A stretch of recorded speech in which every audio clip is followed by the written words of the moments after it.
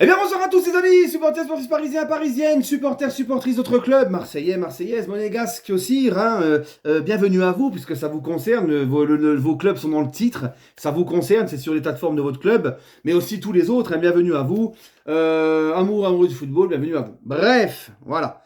Ceci étant dit, j'ai le plaisir de vous retrouver pour une toute nouvelle vidéo. On va parler, comme le titre l'indique, alors c'est un titre un petit peu...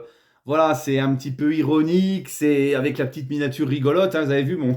je suis pas mal hein, pour mimer les trucs et tout. Hein. Je pourrais faire un bon acteur. Hein, on dirait vraiment que j'ai peur sur la miniature.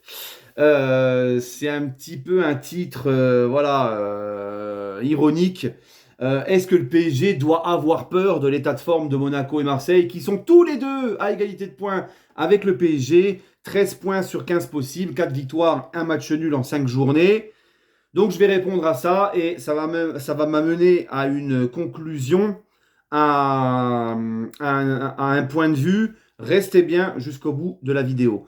Maintenant les amis, est-ce que donc le Paris Saint-Germain doit avoir peur de l'état de forme de Monaco et de Marseille? Est-ce qu'ils doivent avoir peur de ces clubs-là? Sachant qu'il y a beaucoup de Marseillais, bon, on connaît comment ça se passe à Marseille, l'enflammade très rapide, ils sont comme ça, on ne les changera pas. Les Marseillais qui disent le PSG a peur de l'OM, le PSG doit avoir peur de l'OM, les Parisiens se chient dessus, on fait peur au PSG. Des supporters du PSG eux-mêmes, hier, qui m'ont écrit après le match de l'OM à Lyon, l'OM ça rigole pas, cette année, attention, va falloir qu'on fasse attention. Je m'inquiète, je suis inquiet, tout ça.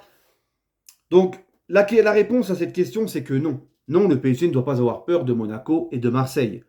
Pour la simple et bonne raison que tu es le PSG, tu es le plus grand club français, tu as de grosses ambitions, de gros objectifs. Tu restes malgré tout, on peut encore faire le débat sur pas de rotation à nos latéraux, un effectif qui n'est pas encore un mercato qui pour moi n'est pas complet, aurait pu être mieux fait. Quelques lacunes dans cet effectif, notamment sur la rotation, j'en ai déjà parlé, on va pas revenir dessus. Mais tu restes malgré tout pour moi le plus bel effectif de Ligue 1. Donc quand tu as cet effectif-là, quand tu joues chaque année la Ligue des Champions, que tu es la locomotive de la Ligue 1, que tu es le club le plus titré en France, que tu es le plus grand club français, que tu as de grandes ambitions, eh ben, si tu m'expliques que tu as peur de Monaco et Marseille, ce n'est pas normal.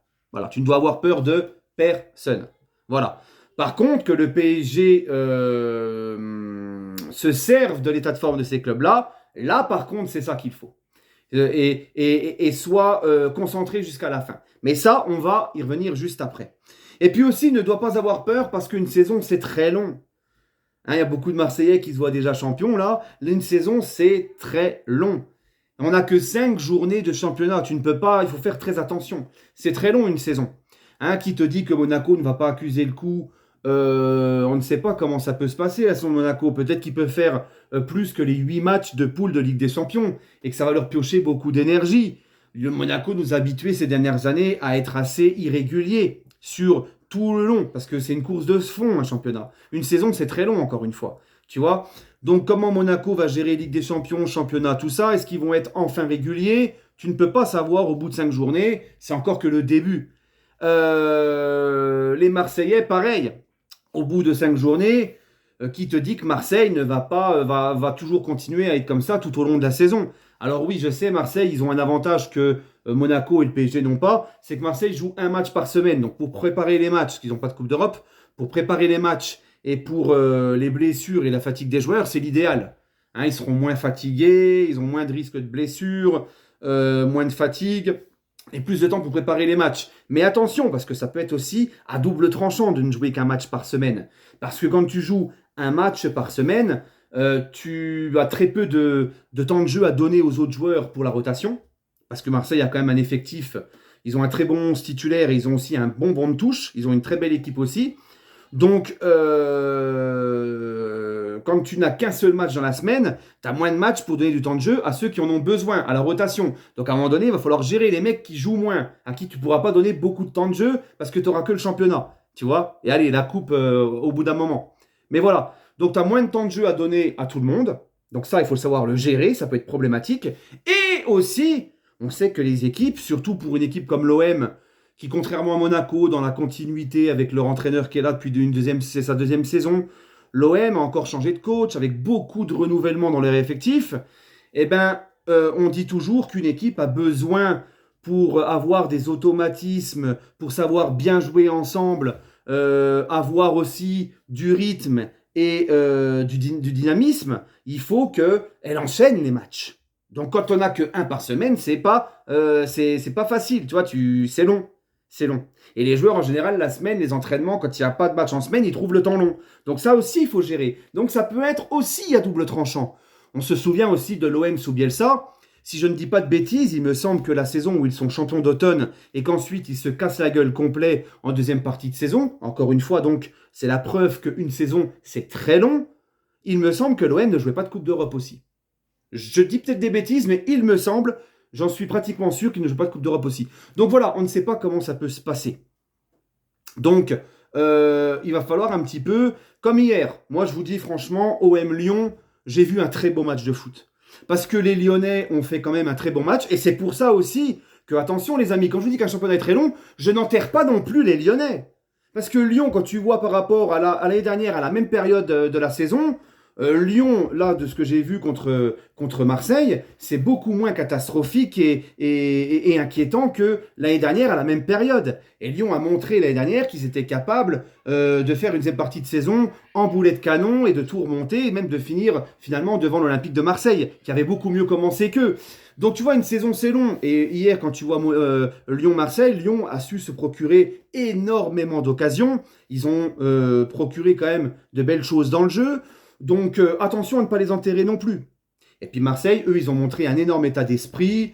Ils ont une réussite comme pas possible. Ulysse Garcia, il n'en mettra pas un deuxième comme ça de sa vie. Lirola qui marque un but encore mieux fini qu'un vrai neuf. Voilà, ils ont une réussite incroyable aussi depuis le début de la saison. Les Marseillais, peut-être que cette réussite-là ne va pas les suivre tout au long de la saison. Mais en tout cas, ils ont un très bel état d'esprit, ils ont la niaque, ils sont très forts c'est le style de Zerbi, ils sont très forts en transition rapide vers l'avant, tout ça. Mais peut-être que tout ça, au bout d'un moment, ça ne durera pas. Voilà, tout comme Lyon peut se réveiller et tout péter par la suite. Nous ne sommes encore qu'à la 5e journée. Maintenant, les gars, une fois que j'ai dit tout ça, ça a été un petit peu long, mais je suis obligé parce que les gens, ils ont tendance à vite s'enflammer, à vite tirer des conclusions, à ne pas comprendre que ça peut être très long un championnat. Ce qu'il faut savoir, c'est que si ça reste comme ça, si effectivement Monaco et l'OM, tout au long de la saison, ils sont sur cet état d'esprit, sur ce dynamisme-là, cette régularité-là, peut-être pourquoi pas d'autres clubs comme Lyon, comme je vous l'ai dit, qui va peut-être aussi les rejoindre dans le fait de titiller le Paris Saint-Germain. Excusez-moi, je bug. Ben finalement, moi je dis c'est pas peur qu'il faut avoir. C'est justement il faut se méfier et se servir de ça pour être sur le pied de guerre tout au long de la saison. Et je pense que ça rend service au PSG, ce genre de choses. Donc c'est pas peur qu'il faut avoir. C'est que pour moi, c'est positif. Le PSG doit tirer du positif de ça.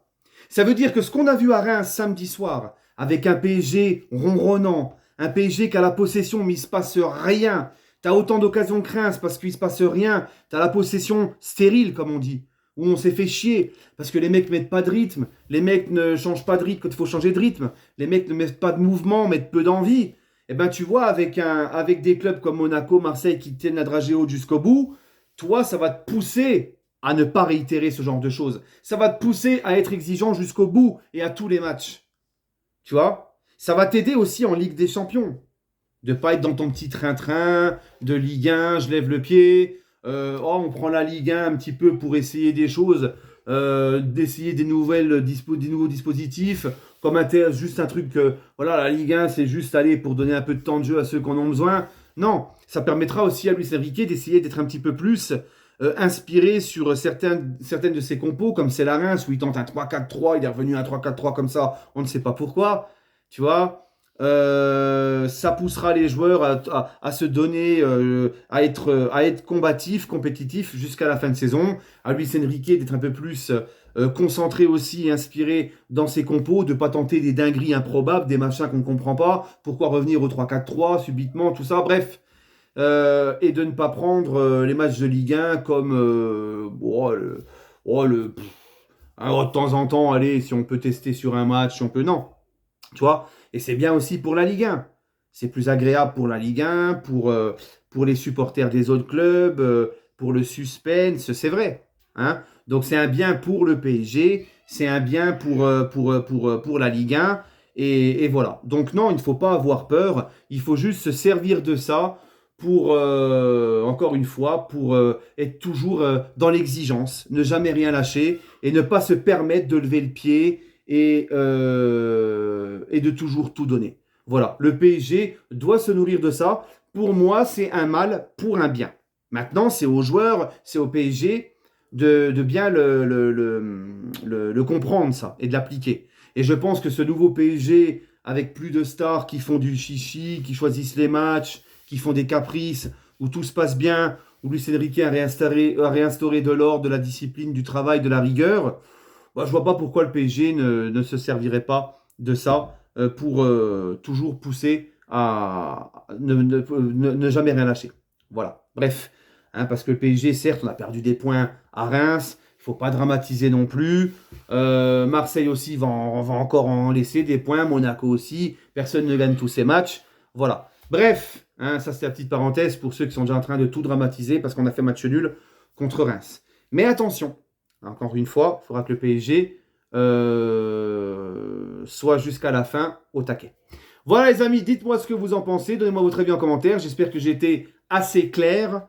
Prenez soin de vous les amis et toujours et encore, allez Paris.